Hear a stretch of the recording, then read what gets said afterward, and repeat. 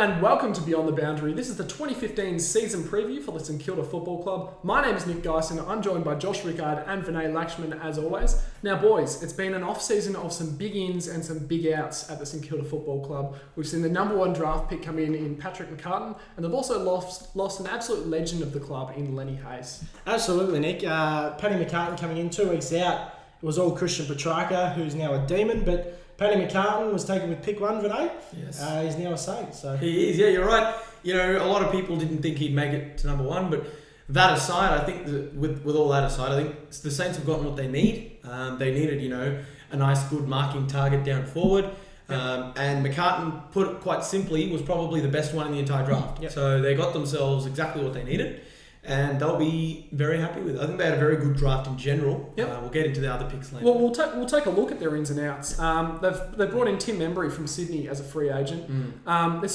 They're sort of developing a nice little group of key forwards there. And you can never have too many really good young key forwards. One of them is bound to step up and take that position. Yep. Absolutely. Well, Tim Membry's form in the NEFL last year. I mean, a lot of people say the NEFL's not the greatest league to play in, but his form was absolutely exceptional. It's still. He played one game for the Sydney Swans, which was around 19, I think, last year. When Buddy was injured, I believe. Correct. So he comes down to St Kilda. He'll be a regular for them, no doubt. He'll play as a second, third forward. Yep. And also an absolute steal was Hugh Goddard at pick 21, shoring up the defence for years to come. Well, they've gotten themselves another Goddard. The other one's not there anymore, but it's their second Goddard.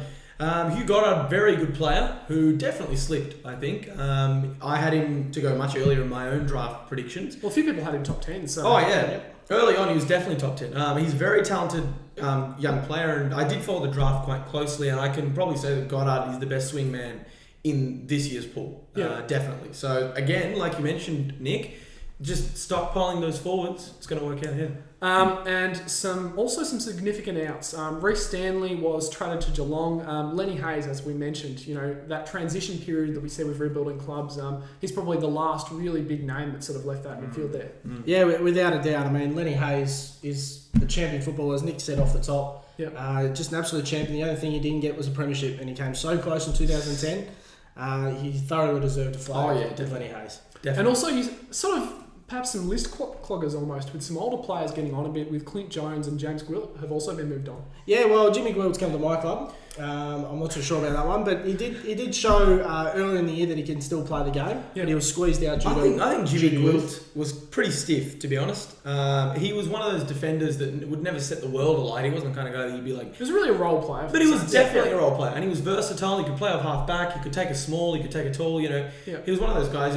And from what I've heard at Essendon, he's doing quite well in the preseason. But we'll focus on Essendon later. Moving out of the ins and outs, some young players that are going to be really pushing for a spot in the best 22 this year. Tom Lee, Spencer White and Tim Membry, as we said, are those players pushing for that second tall forward spot. Yeah, absolutely. Well, at the moment, I think it's Tim Membry's. They've obviously got him for a reason. And as I said, his form in the NEFL was fantastic. So he knows how to kick a goal, knows how to take a mark. He moves very, very well. Similar player to Jack Gunston at Hawthorn. Similar height, similar weight, and moves quite well. So I think he's got that spot at the moment. Whether they go with another third tall down there as well. We'll wait and see. I think it's interesting because the Saints are a club who have nothing to lose from playing youngsters at all. And I think they're draftees. I mean, we mentioned McCartan and Goddard, but also Dan McKenzie, Jack Loney. Daniel McKenzie's been burning up the training track, and the Saints seem to love him already. Jack Loney, one of the best small forwards in the entire pool this year. And Ahmed Saad, we sort of forgot about him, but he was a rookie. He's taken on the rookie draft. He got into a bit of a stick with... Yeah, it's very much a free hit, as a rookie. Correct. He's really shown that he can play, coming back on the... And, you wouldn't rookie draft him unless you, thought that he had something to offer the club. So I think those guys are all young, and they're all also going to be pushing for spots. I think it's going to be a good, exciting year at St Kilda. With a lot of competition, There's a couple of blokes who have already spent a lot of time in the first team.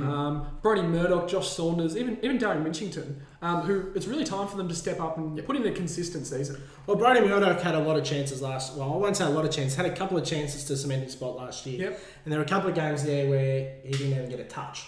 I mean, a couple of them were as the sub, but I remember one game he came off as a sub. 2.5 quarters, I think he didn't get a disposal. So... it's make or break for those three players, as he said. I think so.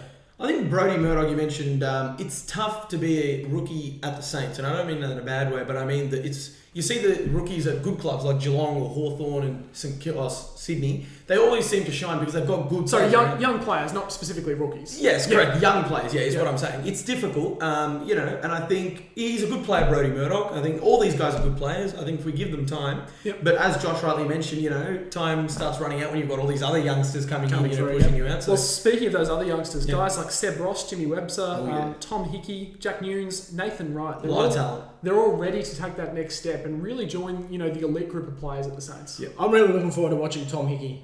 He's come from the Gold Coast Suns. He played 6 games last year and was forced out with injury. Yep. And he was really, really solid in that 6 games. Well, he played 6 for St Kilda. 6 for St Kilda, sorry, yes. Yep. So I'm really looking forward to him coming in. He's their number 1 ruckman. So, correct. And especially now with Stanley going to Geelong, there's that void left. There's a lot of pressure on Hickey, so I reckon he can rise to the challenge. I agree. And there's a number of players actually fighting for that spot that Reece Stanley has left at the Saints. Lewis Pearce, Billy Longer, Josh Bruce and Tom Lee are the guys pushing for that second ruck sort of swingman forward role there. Yeah. Well, at the moment, it have to be Billy Longer because he's played at the senior level. You'd think it'd probably be him, but Lewis Pearce is knocking on the door. He had some good form at Sandy last year. And the others you mentioned there, Josh Bruce, Tom Lee, haven't played much in the ruck in their careers. More as forwards or Bruce is a defender. Bruce is more of a defender, but you got to be versatile in this day and age. I think so, but NFL. What I see when I look at these Saints is a lot of good talent that's really been unproven. Seb Ross, there was a lot about him having a great preseason last year. Same with Jimmy Webster. The Saints were really, really excited about Jimmy Webster. They thought he's going to play off half back. He's going to really have an impact. Didn't really do as much as you'd have expected given the hype. But Jack Nunes is one who's put on some weight. He's training with the midfielders this year. Correct. So played off half back last year and showed something. He's put on 7 kilograms. I believe 6 or 7 kilograms. I am really looking forward to watching him play because I've watched him for a long time and seen the talent. As you both said, he played off half back through the middle occasionally last year. But this year, I think we'll see him. It's sort of a natural transition in the midfield. It's sort of a natural transition for the youngsters in particular, isn't it? Play off half back, then move into the midfield. But you mentioned Louis Pearce, good player, definitely. Been on their list for a while as well. So I think 2 years, 3 years now. 2, 3. This will be his 3rd year, so you hope to get a game. So what do we see for the Saints in 2015? They finished bottom of the table, taking out the wooden spoon in 2014. Definitely a rebuilding list. There's no question about that. But what are they aiming for, and what can they achieve this season? I think their aim is not to finish on the bottom again. I think that should be their only aim. I still think they may finish bottom 4. It's a very, very young list. You look at their list. It's Nick Rewalt, Lee Montagna, and then not much after that in terms of age. So unless I'm forgetting someone, but there's your Farron Ray and Jaron Geary and the guys that have been there. But I think their main aim is to finish off the bottom. Yes. I honestly think that I think it's good for them to have that aim, but I don't think they should go into the season with the aim, let's not finish on the bottom. I think they should go in just looking to produce the best footy they can. And that sounds a bit cliche because that's what every club does, but honestly, when you've got a list as young as that, as you mentioned, your main aim should be to get games out of your youngsters, get more games into the legs of guys like Dunstan. And, set yourself up. For a rebuilding team, the focus should always be on getting the games into the youngsters and getting good performances out of those youngsters. The wins will come with those good performances, but that's the priority over sort of winning the games. And they showed they could do it. Does anyone remember that Fremantle game last year? Yeah, definitely. And Alan Richardson will know that they're going to have games that, He wants them to perform every single week. There's no doubt about that. But he knows they're going to have bad games. They're going to be inconsistent. The young players they're going to be inconsistent. So they're in for a long year, but I can see an improving year. Having said all that, we're getting to the pass mark we've given St Kilda, we've agreed on for 2015, and that is 13th to 16th, which is the lowest pass mark we can give. Just get out of that bottom 2, get some improvement from the youngsters. I think that's a big step. If they finish in that little bracket there, that is a big step. It's an improving year. That would be a good year for them. Assuming the youngsters keep getting games, they would be very happy with that result, I think. Absolutely. That brings our 2015 season preview for the St Kilda Football Club to an end. Hope you enjoyed the preview, and make sure you check out the other teams. We'll see you next time.